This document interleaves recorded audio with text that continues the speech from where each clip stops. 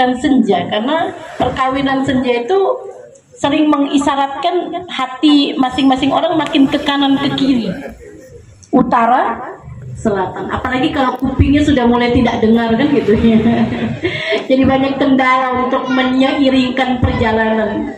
Maka justru di sana sebenarnya ketika kamu berhaji atau berumrah, apakah genggaman tanganmu itu cukup kuat bahwa meyakini bahwa pasangan hidupmu adalah anugerah terbesar yang Allah berikan, karena amat berat melewati perjalanan hidup jika tidak memiliki teman perjalanan. Bukan begitu Pak Nuruddin, Bu Nureni? Kayaknya siap besok untuk berromantis ria itu. Iya, sudah. Berapa tahun pernikahan Pak? Sampai lupa ya. Yang jelas kawin perak sudah ya. Lewat sudah 25 tahun, dah 30 sekian lah begitu ya. Jadi artinya ya, apalagi Allah mengatakan dalam surat At-Taghabun, dalam urusan-urusan keluarga yang kamu sangat potensial menjadi musuh yang berhadapan, maka wa in ta'fu wa tasfahu wa tagfiru, sediakan maaf yang luas, rangkul dengan cinta yang besar, dan berikan pengampunan, karena orang-orang yang kamu cintai sangat boleh jadi melakukan kesalahan bukan sekali dua kali, tapi berkali-kali. Dan itu adalah firman Allah, maka kita harus ikuti. Maka begitu kita berhaji dan berumrah bersama gitu ya, karena kebetulan beliau berdua bersama berangkat, maka berharap kepada Allah itu adalah bagian kembali mengikat kebersamaan yang berharap hatam dengan husnul khatimah ya. Iya, kalau bisa pacaran lagi ya, karena memang merasakan betul-betul kebahagiaan mendapatkan teman perjalanan. Dan ini adalah bagian dari nikmat yang paling gagal disyukuri oleh pasangan tadi ya, pasangan senior atau pasangan tua-tua. Ya, karena ya tadi mungkin menganggapnya semua sudah berjalan, dan kadang-kadang ya cuma menjalaninya dengan bekal piye meneh luweh karepmu wis kadung gitulah. Ya, tinggal menunggu mati, kira-kira kan begitu ya. Nah, ini kan tentu sesuatu yang tidak tepat dalam bahasa Ali dengan al-a'malu bitanzil ya. Bagaimana kita melewati perjalanan haji itu dengan tanzil, dengan mengikuti apa yang difirmankan Allah dan Rasulnya. Kalau Rasul mengatakan wahulikin nasa bihulikin hasanin, maka pergaulilah manusia, berinteraksilah dengan mereka dengan interaksi terbaik. Maka di sepanjang perjalanan haji itu bekal yang luar biasa.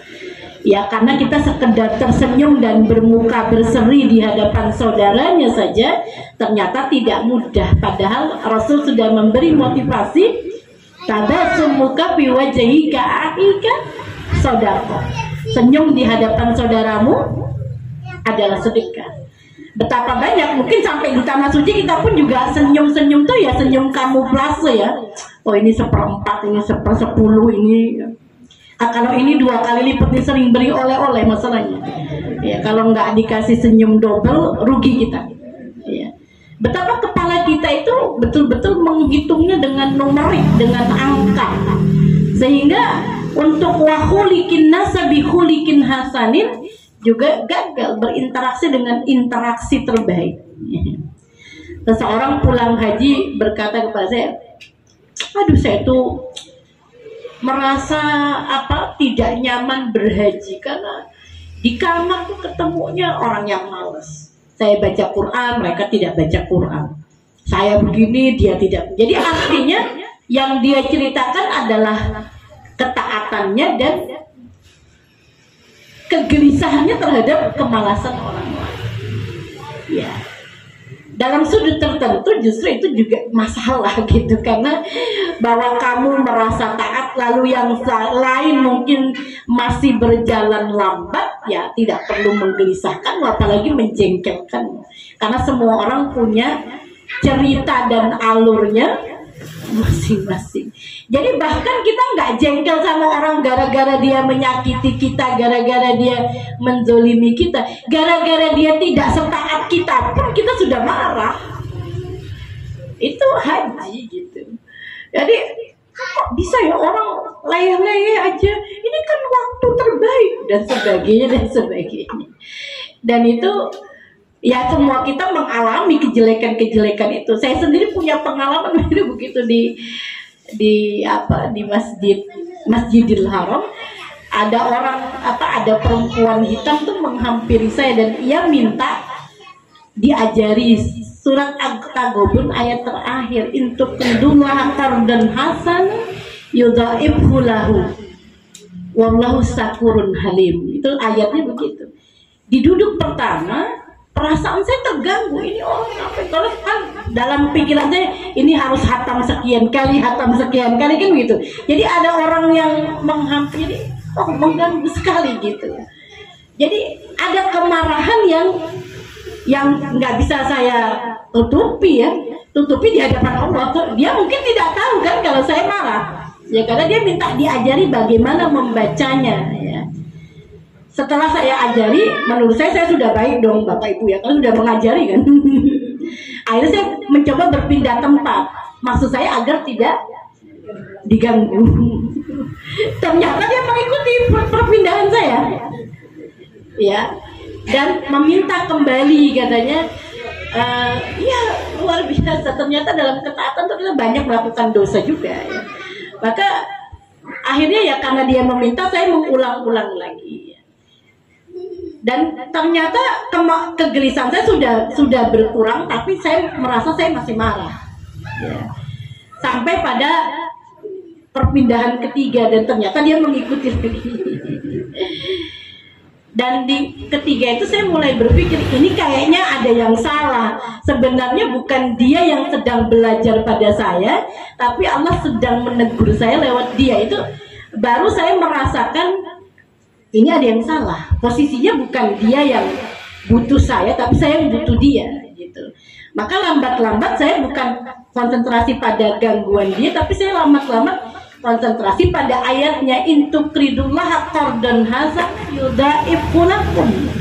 Allah berfirman bahwa siapa yang memberi kebaikan kepada orang lain, maka Allah lipatkan kebaikan itu bagimu, dan Allah itu sakurun alim. Kamu kan di negerimu tukang ngajar ngaji, kok di sini disuruh ngajar ngaji marah? Nah itu kan, ya kan karena kita tidak mengikuti tanzil. Akhirnya saya baru mulai mengerti bahwa sebenarnya bukan dia mengganggu saya, tapi Allah mengutus dia untuk memperbaiki akhlak saya. Maka akhirnya saya merasa lega.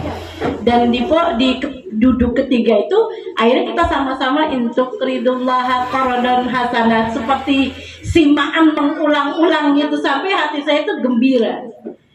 Dan setelah itu memang dia pergi ya. Dia berkata kamu anti khair, kamu baik. Lalu dia pergi tanpa saya harus berpindah kembali gitu. Baru saya membuka Quran, tiba-tiba dia menghampiri saya lagi. Tukang pijat dari Jakarta, dia ingin berceritalah bahwa dia berhasil naik haji karena ya menjadi tukang pijat dengan segala ceritanya. Saya akhirnya tutup Quran. Ini waktunya mendengarkan orang lain, bukan membaca Quran. Jadi kan karena kalau saya tetap berpikir untuk menghatamkan Quran begini begitu, maka saya juga akan tetap tidak nyaman mendengar cerita dia, maka saya tutup Quran saya. Ya, karena itu justru menurut saya Allah yang sedang menegur saya.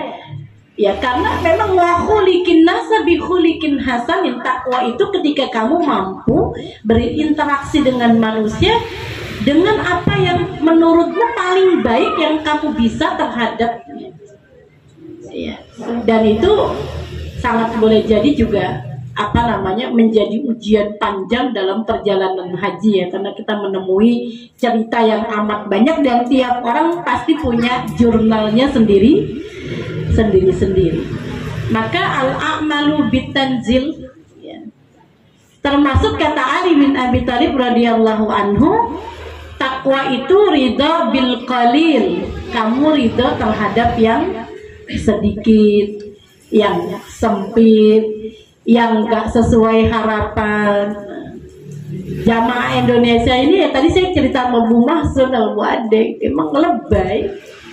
Makanya nanti kalau makanan tidak cocok dibilangnya tidak ada makanan.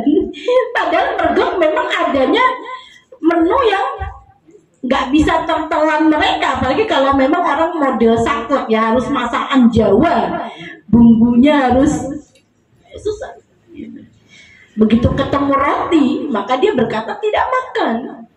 Itu tadi Bu Masud kan menceritakan perjalanan aja, kalau ketemu roti maka keluarlah berita di Indonesia bahwa jamaah kelaparan.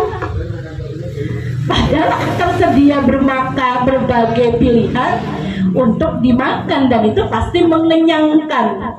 Saya rasa tidak ada ceritanya Mekah itu kekurangan makanan ya. Ya apa namanya, buah-buahan semua menyenangkan pandangan mata ya. Hanya apakah ridho bil qalil? Karena masalahnya pada kesyukuranmu.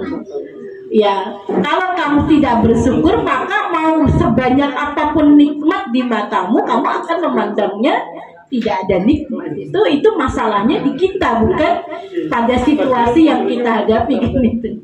Maka ridha bil qalil kata Ali bin Abi Thalib. Ya.